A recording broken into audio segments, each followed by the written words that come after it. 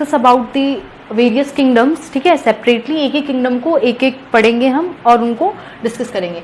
सबसे पहला जो हम किंगडम पढ़ रहे हैं वो है किंगडम मोनेरा, ठीक है।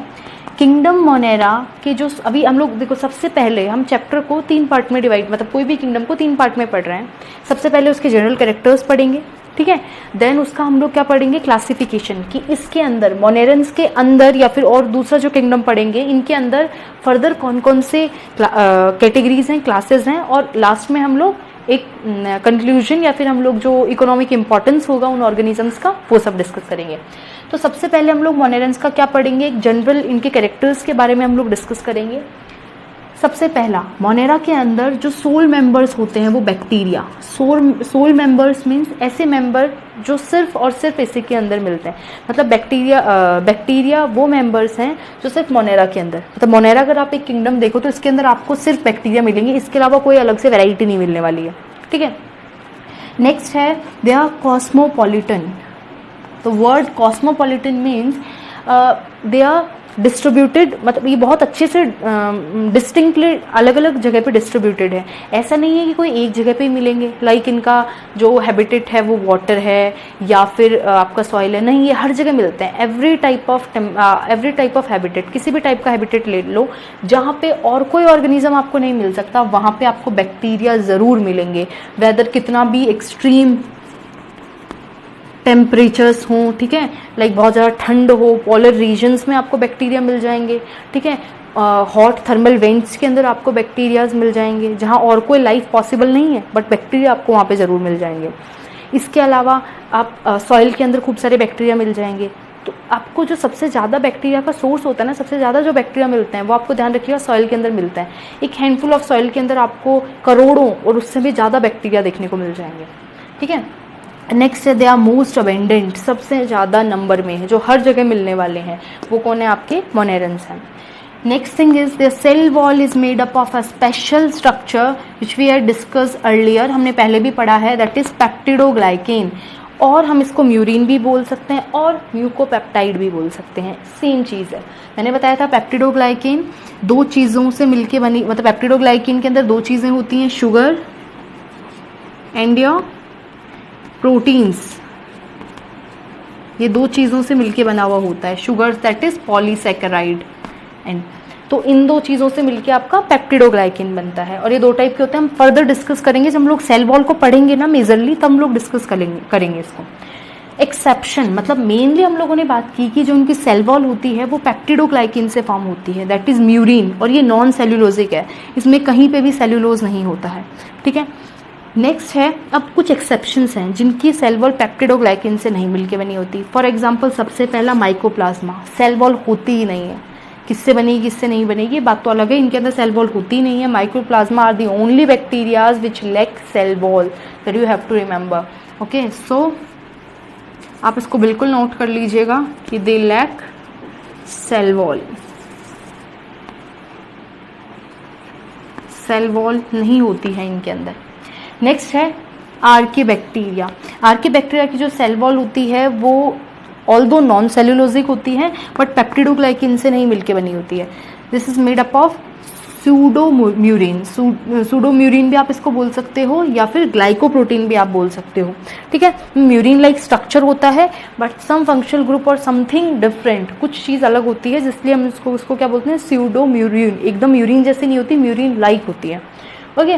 तो आर्कीबैक्टीरिया ये वाला आपको याद रखना है। द थर्ड इज एसिटोबैक्टर, जिसके कुछ फर्दर स्पीशीज़ हैं जैसे कि एसिडोबैक्टर ज़ैलेनम, ठीक है, एसिडोबैक्टर एसिटोजेनम, ठीक है। तो ये क्या है, ये एसिडोबैक्टर की कुछ स्पीशीज़ हैं जिनके अंदर सेल वॉल सेल्यूलोजिक होती है।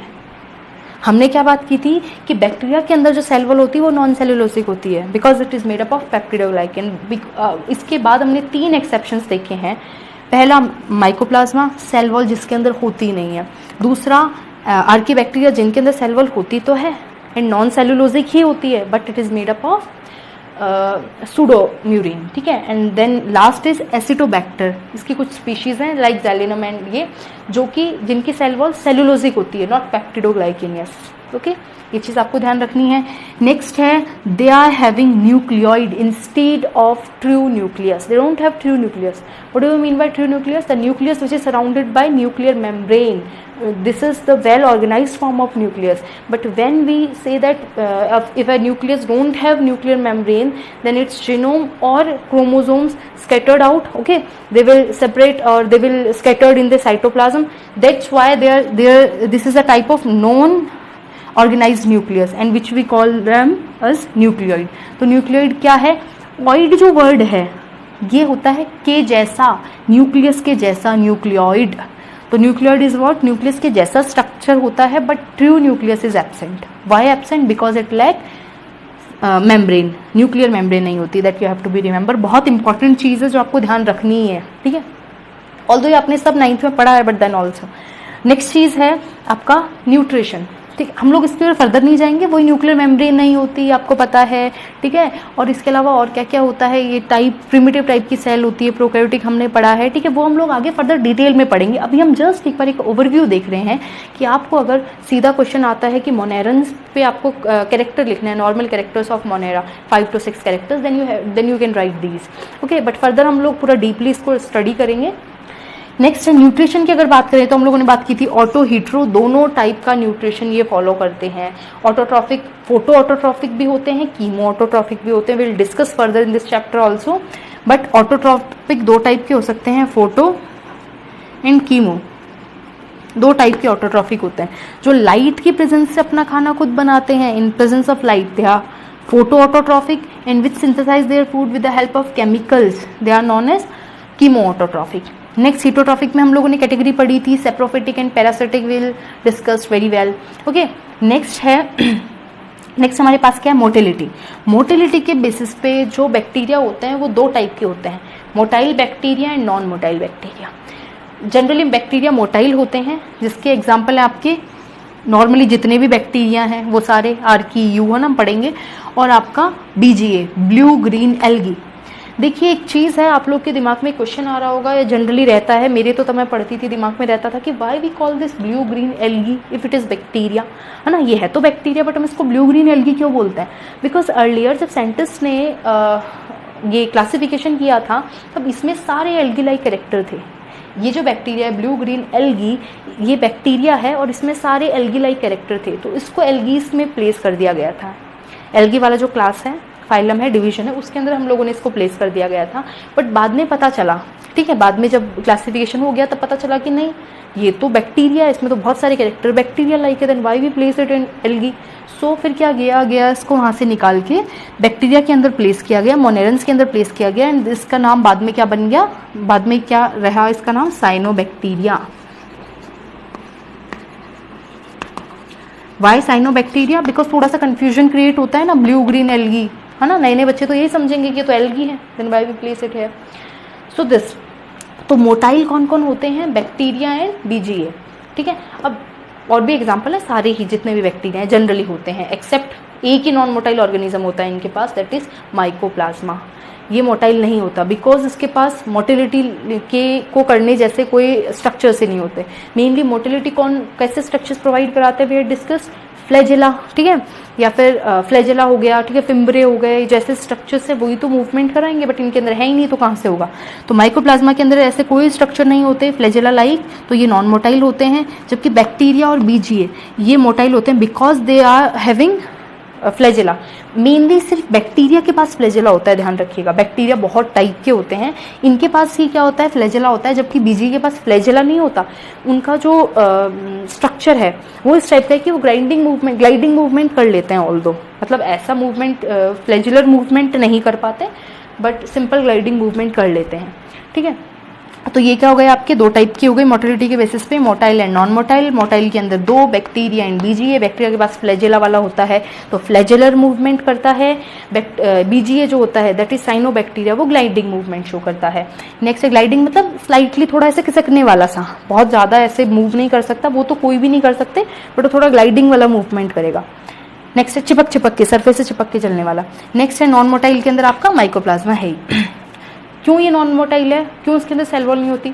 बिकॉज ये पैरासिटिक है, ठीक है, इसको ज़रूरत ही नहीं होती, ये जिस ऑर्गेनिज्म के अंदर होता है उसके अंदर इसको इन सब, वाई वी हैव ऐसे कैरेक्टर्स की हमें क्या ज़रूरत है जो हमें चाहिए ही नहीं। हमारे पास जितने भी कैरेक्टर है हमारी बॉडी के अंदर, जितने भी फीचर्स हैं वो सब हमें चाहिए होते हैं, ठीक है, that's why we are having these, but if you don't need तो वो डिजनरेट हो जाती है वो चीज़ जनरली। नेक्स्ट है रिप्रोडक्शन की अगर बात करें तो इनके अंदर हमने बात की थी sexual asexual both type of reproduction possible, ठीक है। बट एक चीज़ आप ध्यान रखिए, हम लोग क्या बात करते हैं, सॉरी बिल्कुल बिल्कुल ये गलत है, इसके अंदर सिर्फ और सिर्फ एसेक्सुअल रिप्रोडक्शन मिलता है, sexual reproduction is totally absent, you have to remember. Sexual जो रिप्रोडक्शन है वो एब्सेंट रहेगा, बिल्कुल ये याद रखिए, मैंने अभी मिस्टेक से गलती से वो लिख दिया था, बट सेक्सुअल रिप्रोडक्शन बिल्कुल एब्सेंट रहता है। इसी की जगह पे सेक्सुअल रिप्रोडक्शन जैसा कुछ प्रोसेस होता है, सूडो सेक्सुअल प्रोसेस, जिनको हम लोग ट्रांसडक्शन, कॉन्जुगेशन, ट्रांसफ्यूजन जैसी टर्म्स देते हैं, वो हम आगे डिस्कस करेंगे, बट ट्रू सेक्सुअल रिप्रोडक्शन तो नहीं होता, एसेक्सुअल रिप्रोडक्शन होता है। और एसेक्सुअल रिप्रोडक्शन के अंदर हम लोगों ने कुछ डिविजन्स पढ़े हैं, सेल डिविजन्स, माइटोसिस, मियोसिस, ये टाइप के सेल डिवीजन हम लोगों ने जनरली पढ़े हैं, बट इसके अंदर एक special type of cell division होता है, दैट इज अमाइटोसिस। हमने 2 टर्म ही पढ़ी थी आज तक, कौन कौन सी, mitosis and meiosis. Now we are having another term that is amitosis. Amitosis दोनों से बिल्कुल डिफरेंट होता है माइटोसिस एंड मियोसिस से, बिकॉज इसके अंदर आप लोग, मैं चैप्टर में फर्दर पढ़ाऊंगी जब हम लोग सेल डिवीजन पढ़ेंगे तब, अभी तो आपको बहुत थोड़ा दिमाग लगाना पड़ेगा इसको समझने के लिए। इसके अंदर एक स्पिंडल फॉर्मेशन नहीं होता, ऑल्दो कुछ बच्चों को याद हो तो मैंने 9th क्लास के अंदर बहुत, 9th और 10th दोनों के अंदर बहुत अच्छे से पढ़ाया है कि जब भी एक सेल डिवीजन होता है तो उसके अंदर स्टेजेस होती हैं डिफरेंट, ठीक है, प्रोफेज, मेटाफेज, एनाफेज, टीलोफेज, ये फेज होती है और डिफरेंट फेजेस में डिवाइड होता है। पहले न्यूक्लियस डिवाइड होता है, karyokinesis, then cytokinesis, we had discussed. But अगर मतलब नॉर्मल तो माइटोसिस मियोसिस के अंदर ये सब चलता है, बट माइटोसिस इसके अंदर, अमाइटोसिस के अंदर क्या होता है, simultaneous division of cytoplasm and nucleus takes place. कोई भी डिस्टिंक्ट बीच में फेज या फिर अलग अलग से ये काम नहीं होता है, दोनों काम एक साथ हो जाते हैं, ठीक है, जस्ट आफ्टर एकदम साइमल्टेनियसली कैरियोकाइनेसिस हुआ, साथ साथ में साइटोकाइनेसिस भी चल रहा है, ठीक है, डायरेक्ट न्यूक्लियस का डिवीजन होता है without any stages and all, और स्पिंडल फॉर्मेशन भी नहीं होता। Spindle formation are responsible for chromosome को अलग करने के लिए एक टाइप के स्ट्रक्चर्स होते हैं स्पिंडल्स, ठीक है, उनका फॉर्मेशन भी यहाँ पे नहीं होता है। Will discuss it later in this chapter और in next chapter that is cell के अंदर हम लोग इन सबको पढ़ेंगे। नाउ आपके लिए इतना ही जरूरी है कि सबसे simplest type of cell division इनके अंदर होता है दैट इज एमाइटोसिस, ठीक है, बहुत ही primitive type of cell division है। नेक्स्ट अब हम लोग कुछ हिस्ट्री की बात कर लेते हैं।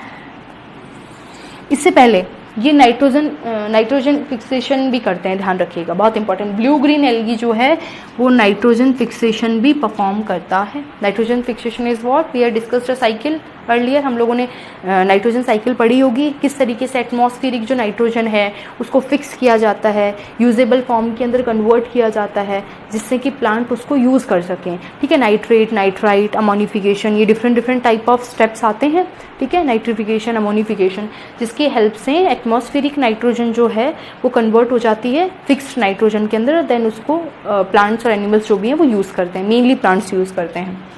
तो उसके लिए नाइट्रोजन फिक्सेशन कौन से टाइप के बैक्टीरिया करते हैं, ब्लू ग्रीन एल्गी, फर्दर और भी बहुत सारे bacteria will discuss later. Next है हम लोग थोड़ा सा हिस्ट्री की बात कर लेते हैं। सबसे पहले जो टर्म बैक्टीरिया है, मतलब बैक्टीरिया जो टर्म है वो सबसे पहले किसने दी थी, F.J. कोहन एंड अर्नबर्ग ने दी थी, ठीक है, एरनबर्ग ने दी थी। एरनबर्ग एंड F.J. कोहन ने सबसे पहले बैक्टीरिया टर्म दी थी कि अच्छा इनको हम लोग बैक्टीरिया बोलते हैं या बैक्टीरिया बोल सकते हैं, ध्यान रखना ये वाला इंपॉर्टेंट चीज़ है। नेक्स्ट, ये तो आप लोगों ने क्लास 10th में बहुत अच्छे से पढ़ा होगा, ठीक है, क्लास 9th में जब हम लोग सेल पढ़ते हैं, मतलब मैं जनरली एम्फेसाइज करती हूँ आपको साइंटिस्ट के नाम बहुत अच्छे से याद कराने के लिए, बिकॉज ये बहुत इंपॉर्टेंट होते हैं। एंटोन वॉन ल्यूएनहॉक, है ना, जो कि रियल में एक साइंटिस्ट नहीं थे, ठीक है, एक मर्चेंट थे, मैंने बताया था आपको, क्लोथ सेलर थे, जिन्होंने क्या किया था पॉन्ड वाटर के अंदर, ठीक है, क्या किया था, बैक्टीरिया को पहली बार डिस्कवर किया था पॉन्ड वाटर के अंदर। और इन्होंने सबसे पहले बैक्टीरिया को एक टर्म दिया था, उस टाइम पे नहीं पता था कि हम लोग बैक्टीरिया बोलें इसको, तो उन्होंने एक टर्म दिया था डिस्कवर करके पॉन्ड वाटर के अंदर बैक्टीरिया को, दैट इज एनिमलक्यूल। ये आप याद रखेंगे बहुत अच्छे से, बहुत इंपॉर्टेंट क्वेश्चन बनता है, रिमेंबर। तो एंटोन वॉन ल्यूइनहुक ने बैक्टीरिया को एक टर्म दिया था एनिमलक्यूल, और सबसे पहली बार इन्होंने छोटे छोटे बैक्टीरिया ड्रॉ भी करके दिए थे, ठीक है, by observing the bacteria under microscope. Microscope के अंदर इन्होंने बैक्टीरिया को ऑब्जर्व किया और उनकी छोटी छोटी ड्राइंग्स भी दी थी, कुछ इस प्रकार के दिखते हैं, कुछ फ्लैजेलर होते हैं एंड ऑल, छोटी मोटी ड्राइंग्स दी थी, उनको टर्म दिया था एनिमलक्यूल। नेक्स्ट है आपके रॉबर्ट कॉच, ठीक है, लुईस पाश्चर, कुछ ऐसे साइंटिस्ट हैं, इन्होंने भी बैक्टीरिया के ऊपर बहुत सारी रिसर्च की। जैसे रॉबर्ट कॉच ने, अच्छा हाँ, रॉबर्ट कॉच ने क्या किया, इन्होंने जो टीबी कॉजिंग या फिर कॉलेरा कॉजिंग जो आपके बैक्टीरिया होते हैं उनको डिस्कवर किया था, डिजीज कॉजिंग बैक्टीरिया मेनली, ठीक है, कॉलेरा हो गया आपका, टीबी हो गया, ये जो कॉज करते हैं ऐसे बैक्टीरिया को डिस्कवर किया था इन्होंने, रॉबर्ट कॉच ने, ठीक है। नेक्स्ट है, ये आप लोग पढ़ोगे जब आप इम्यूनोलॉजी वगैरह फिर ये डिस्कस करते हो या फिर और फर्दर चैप्टर्स के अंदर हम इनको डिस्कस करेंगे, बट अभी के लिए इतना ही काफ़ी है।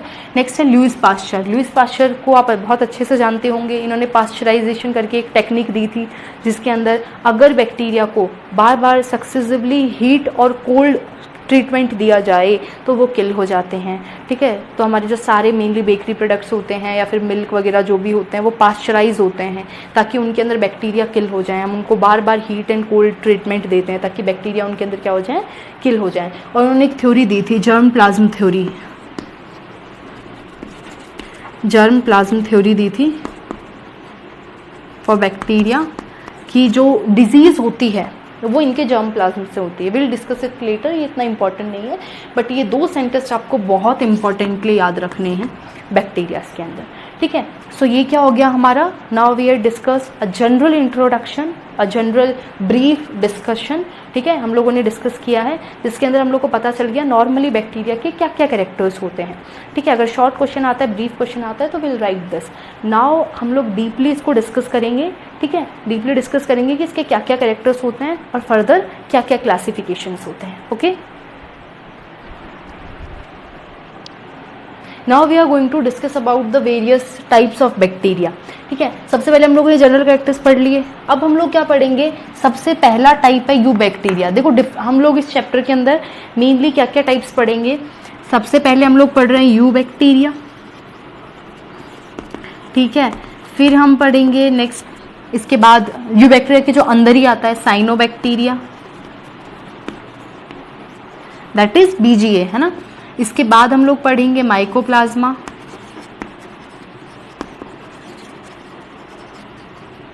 वो भी एक यू बैक्टीरिया का ही टाइप है, ठीक है। नेक्स्ट हम लोग पढ़ेंगे, इसके बाद जो लास्ट पढ़ेंगे आर्कीबैक्टीरिया,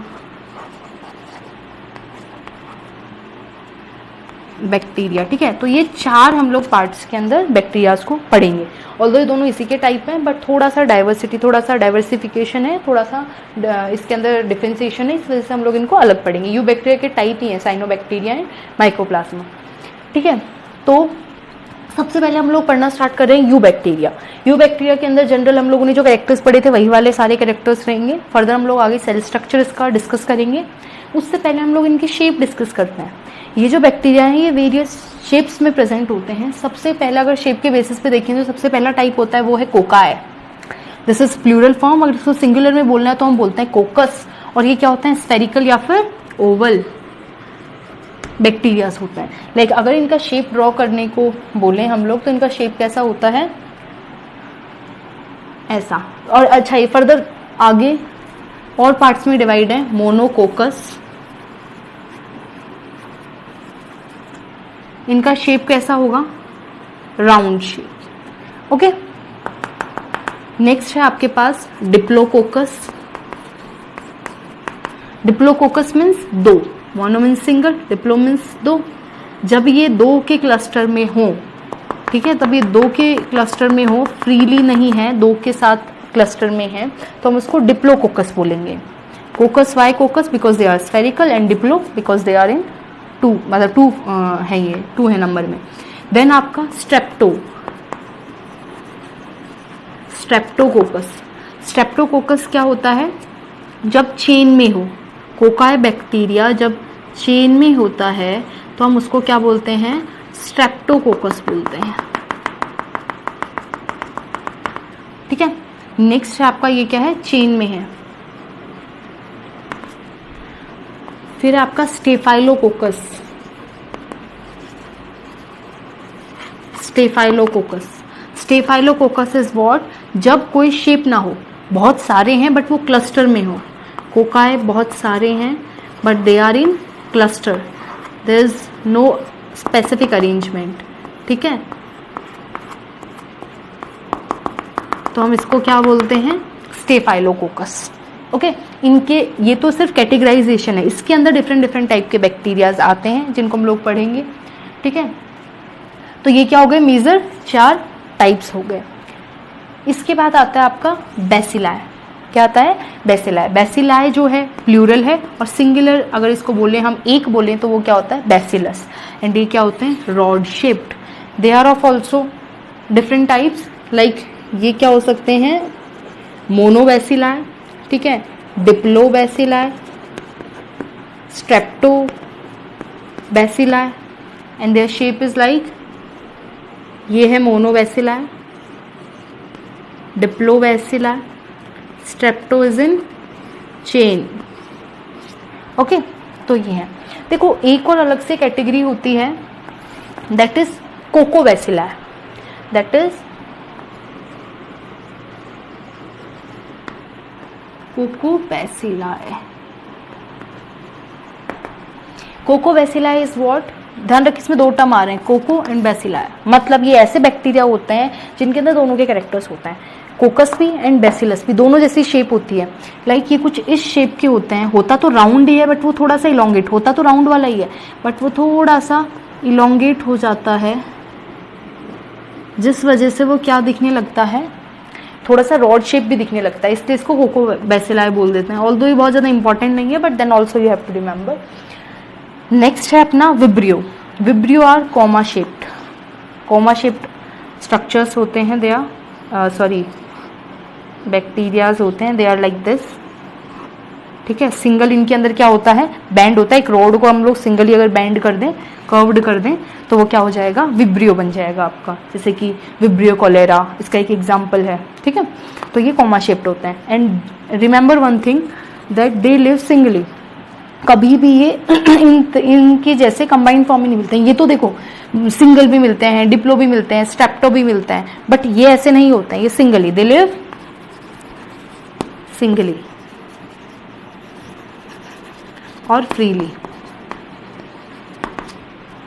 ठीक है, सिंगल फॉर्म में मिलेंगे हमेशा। नेक्स्ट आपके पास आता है spiral. Spiral is what, with having flagella. जब इनके पास फ्लैजिला भी हो और इनके जो शेप हो वो स्पाइरल हो, ठीक है, थोड़ा सा कॉइल्ड हो, लाइक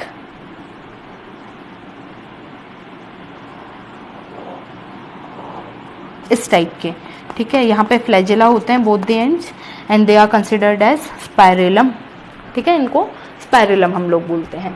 नेक्स्ट है हमारे पास एक और टाइप, माइसीलियल। ऑल्दो ये एनसीईआरटी में नहीं है, ठीक है, बट फिर भी हम लोग को पढ़ना इससे ज़रूरी है, और ये कोई बहुत डिस्टिंक्टिव टाइप भी नहीं होता। बट देन ऑल्सो माइसीलियल के अंदर क्या होता है, खूब सारे बैक्टीरिया कंबाइन होके एक स्ट्रक्चर बना लेते हैं जिसके अंदर खूब सारे फ्री न्यूक्लियस होते हैं। ठीक है, फ्री न्यूक्लियस होते हैं, खूब सारे फ्री न्यूक्लियस होते हैं इसके अंदर, और सेल डिवीजन अलग अलग नहीं होता है, तो हम इसको क्या बोलते हैं, माइसीलियल बोलते हैं। ठीक है, नेक्स्ट है आपके पास एक और टाइप लास्ट में। देखिए ये तो सारी क्या हो गई, शेप हो गई। हर एक बैक्टीरिया की इनमें से कोई ना कोई शेप होती है, जनरली कौन से, यू बैक्टीरिया की, है ना। अब एक बैक्टीरिया होता है दैट इज राइजोबियम। ये आपको ध्यान रखना है, इधर देख लीजिए। राइजोबियम जो होता है वो ऐसा यू बैक्टीरिया है या ऐसा बैक्टीरिया है जो क्या है, जिसकी कोई मतलब जिसकी जो एक से ज़्यादा शेप में मिल सकता है। कोकाई भी हो सकता है, बैसिलाई भी हो सकता है, विब्रियो भी हो सकता है, माइसीलियल भी हो सकता है। माइसीलियल जनरली नहीं होता है, ठीक है, और आपका स्पाइरल भी हो सकता है। तो ये क्या है, प्लियोमॉर्फिक है।